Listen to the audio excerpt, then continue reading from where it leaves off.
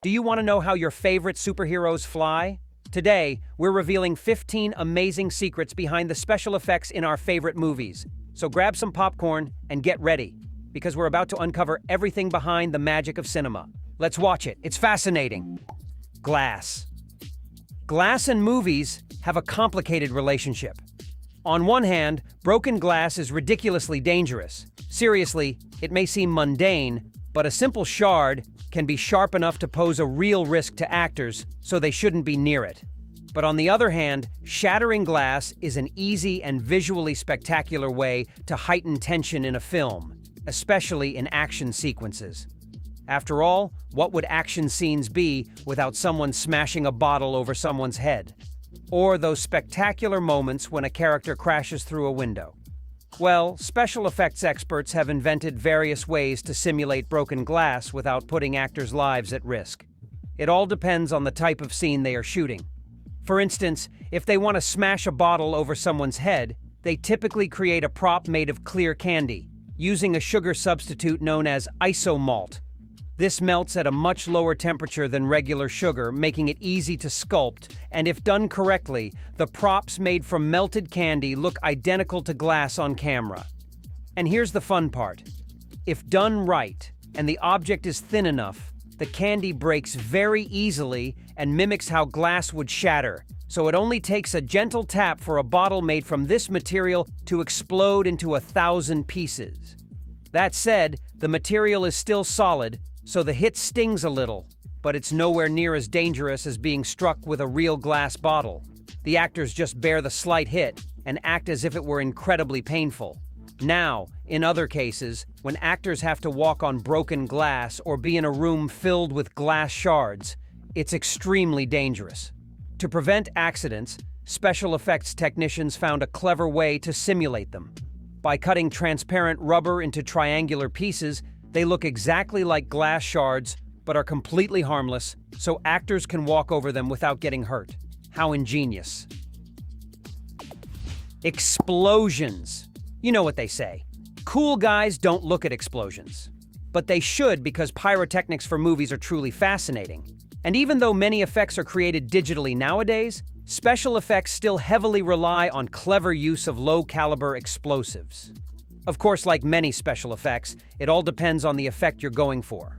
For a typical car explosion or bomb blast, gasoline explosions are commonly used because they ignite into large fireballs that are visually striking but don't create excessively strong blasts. This is perfect because, as a filmmaker, what you want isn't a real explosion but the visual effect of one. Additionally, perspective tricks are often employed so that the explosion appears much closer than it actually is, ensuring actors are at a safe distance while it looks like they're right in the thick of it. Pyrotechnics and explosions are also used to simulate bullet impacts, as we see here. In these cases, a small plastic bag filled with powder is tied to a remotely detonated firecracker. These are very weak, so there's minimal risk of injury, but they have enough force to burst the powder bag, creating a localized dust cloud that suggests a bullet has hit a wall. Moreover, for certain film explosions, you don't even need pyrotechnics as such. You just need powder and a compressed air cannon to disperse the powder, making it look like an explosion. Sometimes I think I would love to work in special effects. It seems like an amazing job, don't you think? Fake wounds. Originally, the use of blood was frowned upon in films, so there wasn't much need to simulate blood or wounds. But as audience tastes have changed, Hollywood has had to figure out how to depict blood and wounds that look realistic. While it's somewhat gruesome, it's one of the most fascinating aspects of special effects. We'll see how fake blood is made for films later, but for now, let's focus on how wounds are created, as the processes are quite different. Special effects experts first make a silicone mold of the actor's skin, matching their skin tone exactly. This way, they create a fake silicone wound that can be injected with fake blood via a tube. In other cases, if a scene requires an arm or leg to be blown off, a silicone replica of the limb can be created that looks incredibly realistic. With the right camera tricks, it seems like they're genuinely saying goodbye to their arm. Finally, for grotesque scenes where someone's head gets blown off, a combination of fake blood and bits of cut-up silicone, often left over from making masks or other props, are used to simulate brain matter. I know it's a bit grotesque, but some movies wouldn't work without it. I mean, what would Kill Bill be without those kinds of scenes? Flying scenes. Humans don't fly, we all know that. But superheroes and mythical creatures do, so to reconcile these two elements, special effects experts have had to come up with all kinds of clever ways to give viewers a realistic simulation of what would happen if humans could fly. In the early superhero movies, it was enough to put an actor in a harness and suspend them. In these cases, the person was completely still in the harness, and what changed was the background, giving the illusion of flying. Yes, it was a bit crude, but hey, it was all they had at the time. Today, the principles are similar. Harnesses are still used, which are later digitally removed, but in this case, they are specialized so that the actor can maintain a specific pose that looks much more natural and believable. Moreover, these harnesses move the actor in such a way that they appear to be flying with their own body movement, so the trick of the background is no longer necessary. In fact, in some cases, the harnesses have evolved into super specialized platforms where actors can move freely while the system moves them according to what's needed in the script. For example, in the movie Maleficent, where some characters had wings like angels, the actors would stand on the platform, and it would help them simulate all the flying poses, from action-packed to more serene ones, where they simply floated with their wings. Of course, the wings are added using CGI, but since the actor moves as if they are truly flying, they look much more realistic. Food. There's something that they don't tell you about the life of a Hollywood actor, and that is that their work days can be incredibly long, repeating the same shot over and over for more than 10 hours straight. This poses a problem when the scene requires food to be present on camera because, like it or not, food goes bad and starts to look unappetizing after sitting out for several hours. And since it's entirely possible for a filming to last for hours, real food can't always be used. This forces certain productions to use props that look like delicious fresh food, but are actually made of plastic, polyethylene, and a myriad of other materials. For example, real ice cream is almost never used in movies and TV shows because it melts between takes and under the heat of the lights. So every time you see ice cream in movies or series, keep in mind that it's probably made of plastic, and the same goes for cuts of meat, desserts, and many other foods. Now, if you pay close attention, you'll notice that actors almost never eat in movies, so it doesn't matter if the food is made of plastic. In the rare case that a character needs to be shown eating, the prop can be placed on the plate, and the actor can eat real food, simulating that they are eating what's on the plate. It's an interesting reminder that Hollywood doesn't care at all whether something is real or not. If it looks good on camera, that's all that matters. And to be honest, those props look delicious even if they're made of plastic. Babies. In the vast majority of countries, especially in Hollywood, there are restrictions on how babies can be shown on camera. After all, you can't risk a baby's or very young child's health in any way, so their appearances on camera are limited to the point that by law, a baby can only be on set for 4 hours each day. This means that in many cases, the special effects department has to find ways to show babies while ensuring that they participate as little as possible during the filming of the movie. It's certainly a difficult challenge, but not impossible, and there are some very clever solutions. For example, in some cases, instead of using real babies, hyper-realistic silicone dolls are used. This way, in scenes where the baby isn't the protagonist, the prop can be used, and the real baby is only filmed if it's 100% necessary, thus limiting the need for the baby to be on set. Now, when a baby needs to act, there are always child behavior experts behind the scenes who help the baby have the right reaction for the film.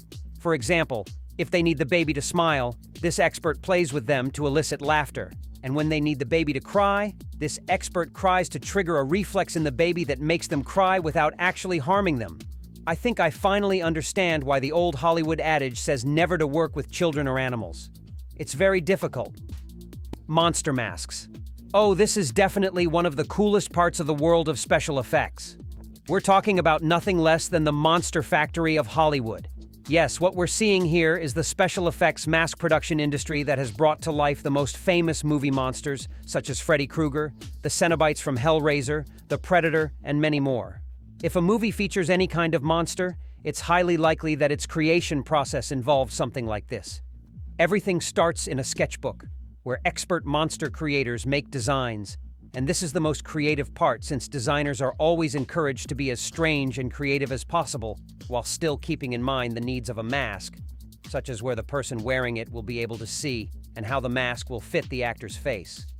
Once the design is ready, an expert sculptor creates a clay bust of the monster, which will then be used as a mold to create the mask. So if you think about it, creating Hollywood monsters is a process that involves various types of art combined into one. Once the mold is made, a super realistic silicone mask is created that mimics the texture of skin, and then several detailing processes are performed, such as adding hair one strand at a time or painting the various details that the monster may have, like open wounds, horns, or pieces of metal.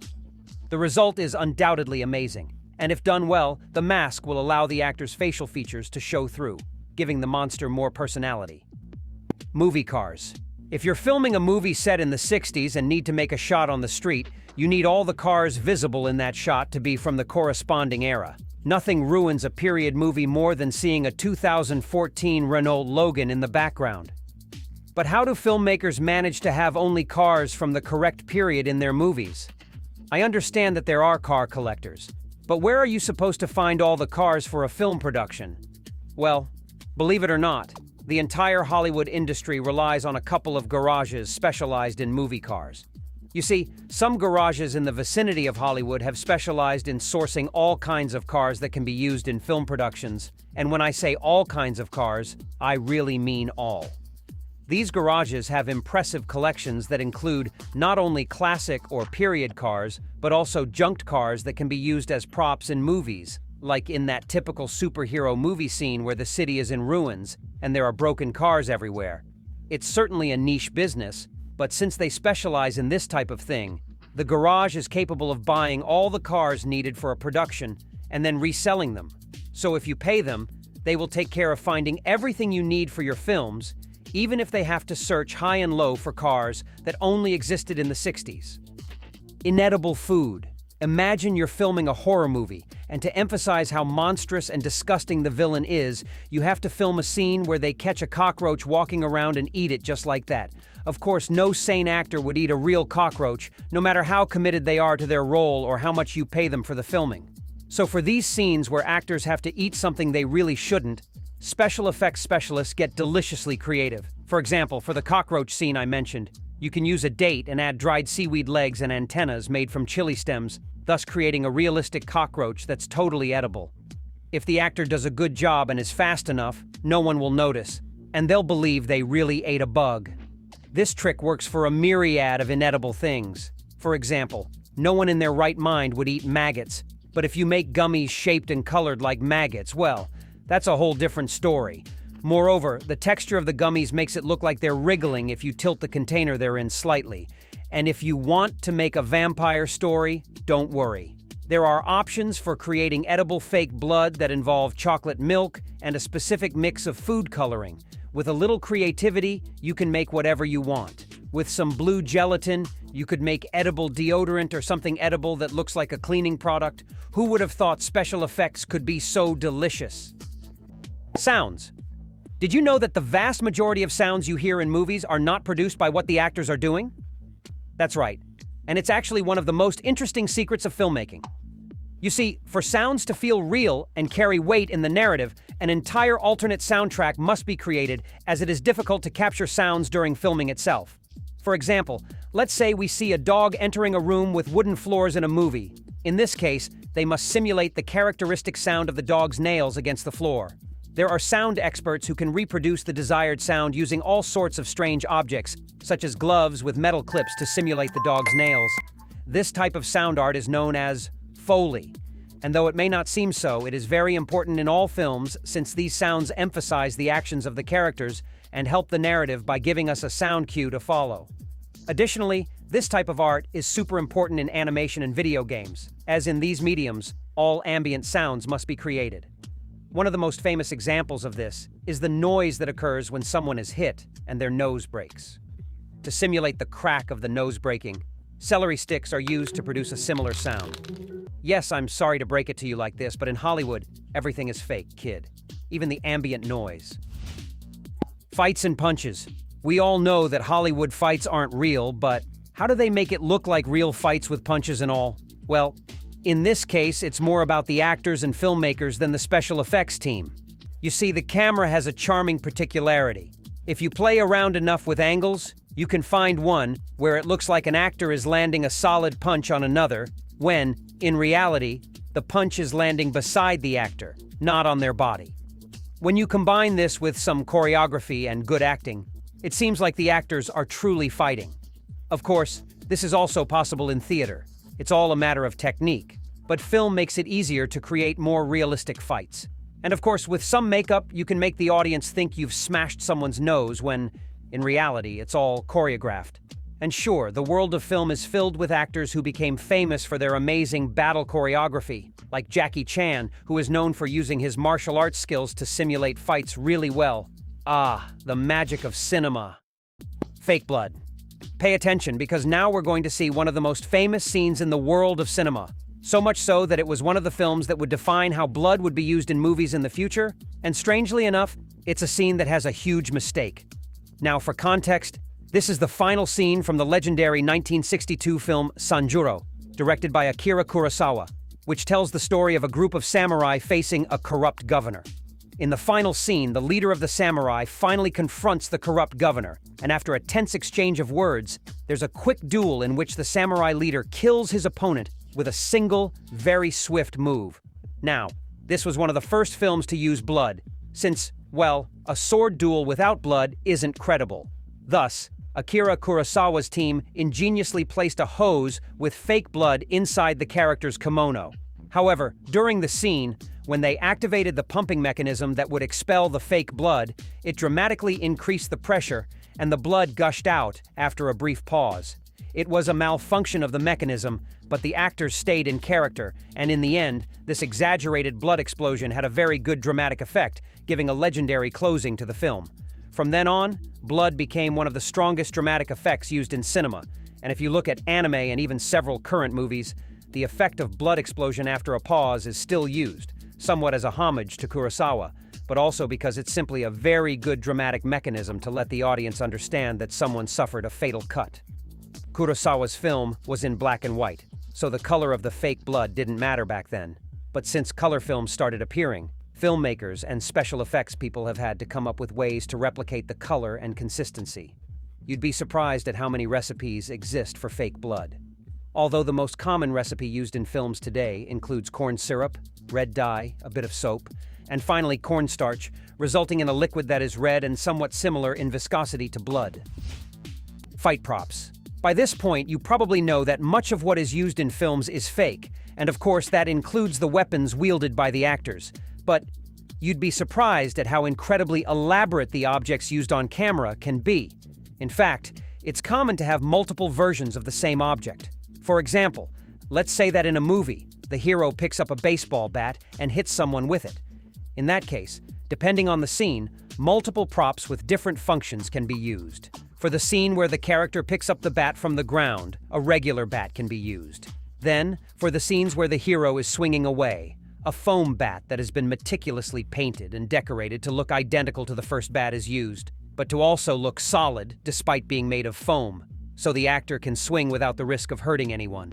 Finally, for the scene where they hit the enemy, a third rubber bat that is also decorated to be identical but completely harmless when striking someone is used. The apprehension engine. When you're watching a horror movie and a character turns around because they think they heard something, it's possible to hear something like this. Oh, and when the monster is right behind the character and is about to drag them into the darkest abyss, it sounds something like this. Well, what we just heard is nothing less than an instrument that was entirely designed to make humans feel in danger, or, at the very least, feel a profound sense of unease. The instrument is known as the apprehension engine. If you enjoy horror movies, you've probably heard it before because it's an essential instrument for this genre, as its terrible sounds are perfect for scoring the most terrifying moments of the film.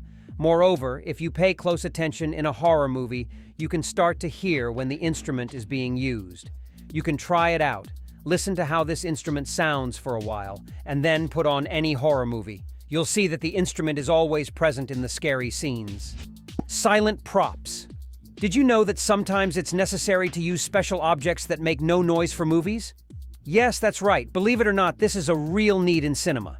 You see, there are many everyday objects that are inherently very noisy. Imagine, for example, a paper bag when you unfold it. It's going to produce a lot of noise. In daily life, that's just part of how the world works, and we don't think about it. But in movies, this can be a real headache for sound engineers who are trying to capture audio for the film. So in this case, if one of the characters has to handle an object that makes a lot of noise, some filmmakers prefer to use specialized props that emit much less noise. And yes, I know it sounds unnecessary, but look at the huge difference. This is what a regular paper bag sounds like. And this is what the treated prop sounds like to eliminate noise. The difference in sound is staggering, don't you think? And yet, the objects look exactly the same. To achieve this, prop makers have to slightly modify the material to make it move less, and thus make less noise. It's a lengthy process, and you have to know what you're doing. But the results are undeniably fantastic. I think I'm starting to understand why movies are so incredibly expensive. You need to ensure that basically all the objects on set are special, and that must cost an arm and a leg. Now tell me, which of these movie secrets surprised you the most? Leave your opinion in the comments. Here are two options that you'll surely love.